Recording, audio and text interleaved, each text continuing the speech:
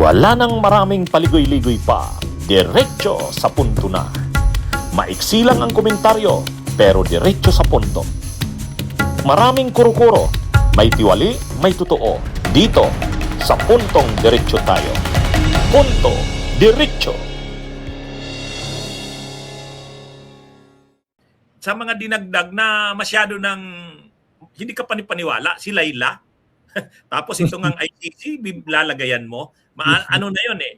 Ang pangalawang nakita kong ano sa kanila, Nald, kung sana seryoso sila doon sa sinasabi nilang nakonsensya na sila sa ginagawa nila. Talagang nakita nila grabe na ang korupsyon. Kaya nag-decide silang lumabas na.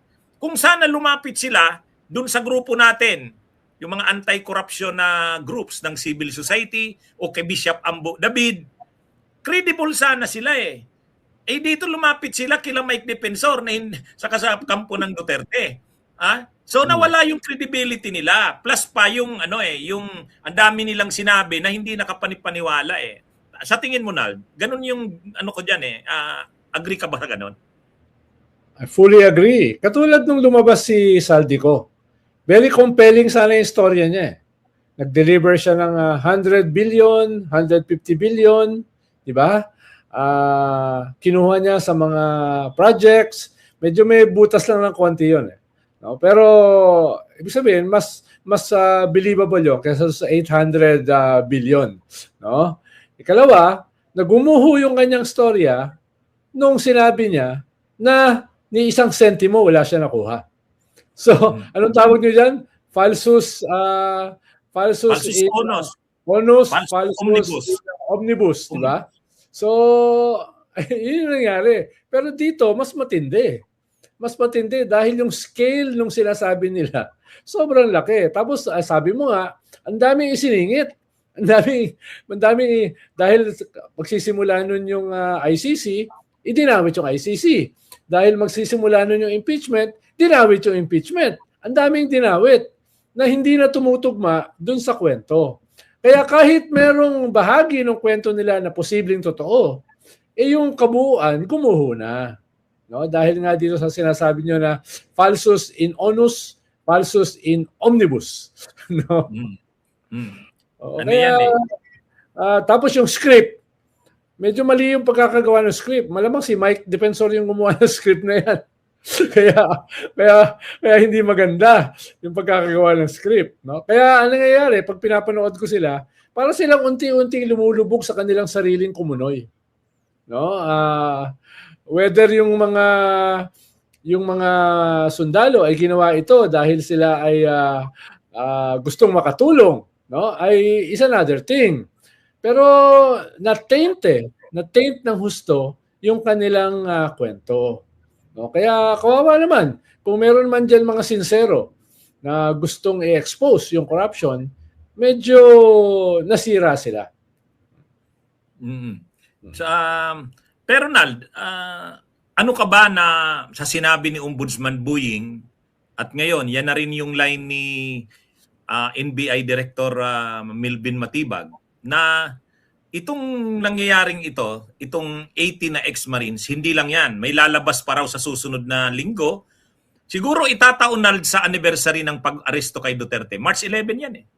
Siguro itataon nila doon. Kasi another na naman na kumbaga sa kanila, special na pizza nila yan. Talagang, ngayon, may lalabas daw na 100 pa na mga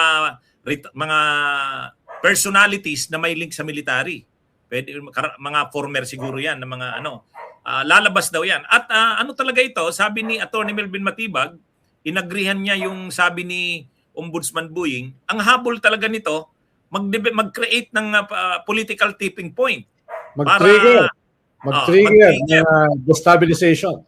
Agree ka ba doon, Nald? Well, dati pa naman, last year pa naman nila plano yan di ba? Nung September nga, muntik na eh. Tapos nung bago ng November 30, meron din uling effort. Pero nag-stick yung armed forces sa chain of command na ayaw nilang lumabas sa constitutional framework. No? Tapos yung mga minomobilize nila ay tumigil na mag-mobilize para sa destabilization. No? Kaya sinusubukan pa nila dahil desperate na sila eh. Dahil kung magtutuloy ng trial si Digong, alam nila 99%. No, hindi na yan makakabalik. Baka nga 100% na eh.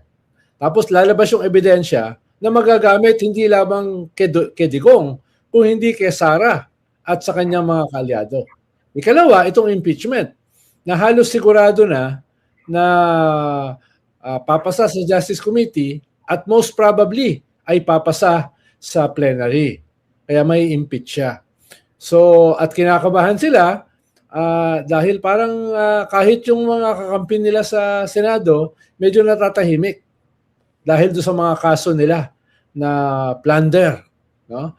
Kaya siguro kinakabahan na rin si Sara at yung kanyang kampo, kaya naghahanap sila ng trigger.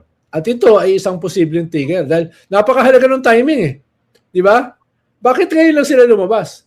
Halos kasabay eksakto nung ICC at saka nung impeachment. Diba? Pang-distract yan eh, ng attention. Pag-create ng kwento. Ang problema, parang mali yung script ng kwento. Kaya kung meron mang lalabas pa next week, no, ay baka hindi na ganun ka-epektibo. Dahil nga dito sa failure nitong mga unang lumabas. Baka nga lumabas pa next week yung sinasabi ni Trillanes, yung mga bumaliktad dyan sa 18. At saka siyempre, marami nang ginagawa ngayon ang gobyerno rin na pang-counter. Hindi naman ano na lang diyan. Katulad niyan, si Attorney Melvin Matibag. Sa Wednesday, pinatatawag niya na yung mga yung 80 na yan. Pati si Mike, pati nga yung asawa ni Mike Defensor kasama sa pinapatawag. Kaya sabi ni Mike, bakit pati asawa ko kasama? Kotse ng asawa mo yung ginamit eh. Tapos dun pa sa kanila nagmi-meeting lagi.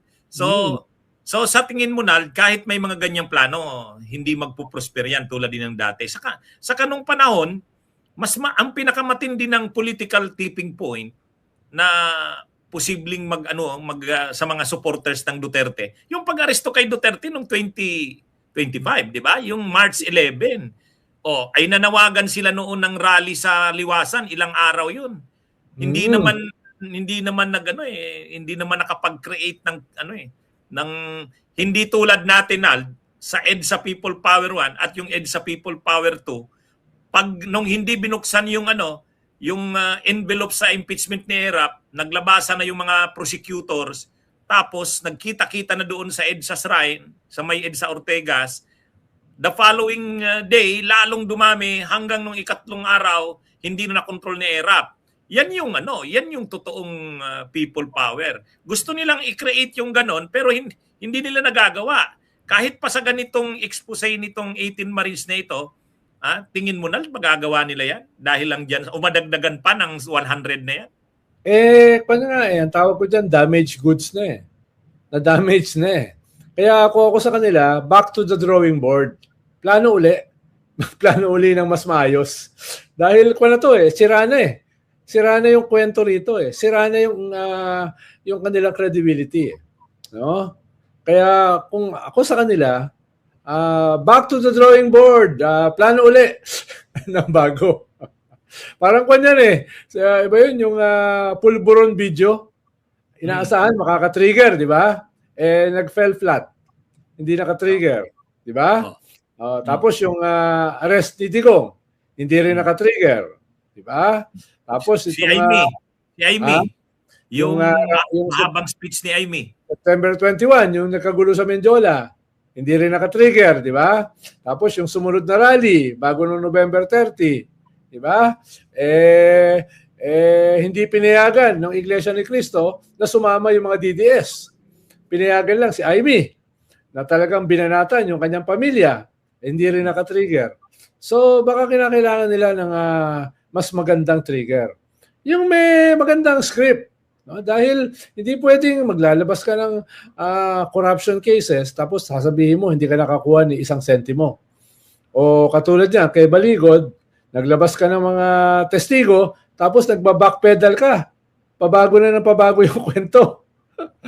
O kaya, ay nako. Bunyog, halikan na kasama ka. Bunyog, Kapag buklod ay may pag-asa, Luzon, Visayas, Mindanao, isa ang pananaw. Sa bagong Pilipinas ang bunyog isisigaw. Bunyog, bunyog, bunyog.